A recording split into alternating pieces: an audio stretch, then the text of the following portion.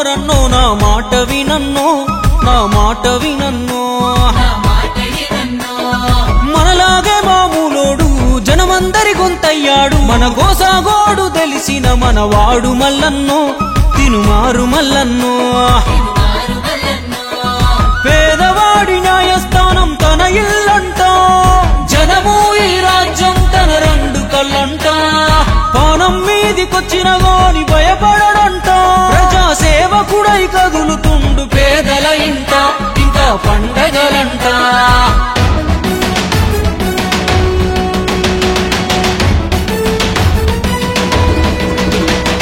సాయమంటే తానే, చల్ సమరమంటే తానే, తన సంపద సర్కారుకు రాసిచ్చే తనకు తానే.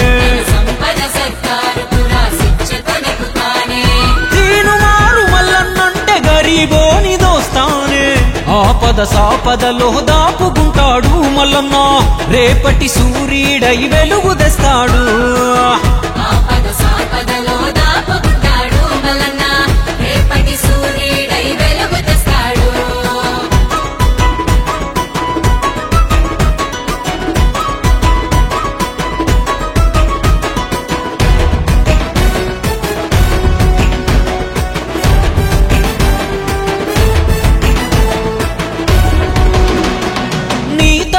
నా తరపున గొంతుండాలే, మట్టి బతుకులు ఆ చట్ట సభలో వివరించాలే, రాజ్యముకై కొట్లాడిన చరితుండాలే, అక్రమార్కులనే చెండాడిన ఘనతుండాలే. కష్టమని వచ్చిన వాళ్ళను కాపాడిన చేయి, ఖచ్చితంగా చెబుతున్నది మల్లన్నే రావాలి.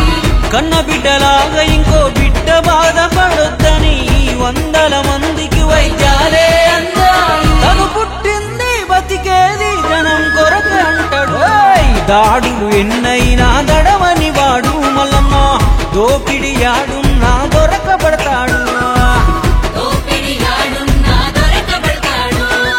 పట్టే వదలని గట్టోడు మన చుట్టే ఉండే స్నేహితుడు, చెట్టై చల్లని నీడను ఇవ్వగా ఎదుగుతున్నాడు, మనకై ఎదుగుతున్నాడు. కష్టం అంటే గుర్తొచ్చేతో బుట్టులాగా ఉంటాడు, అందరి తల్లో నాలుకలాగా మారే మల్లన్న, తీను మారు మల్లన్న.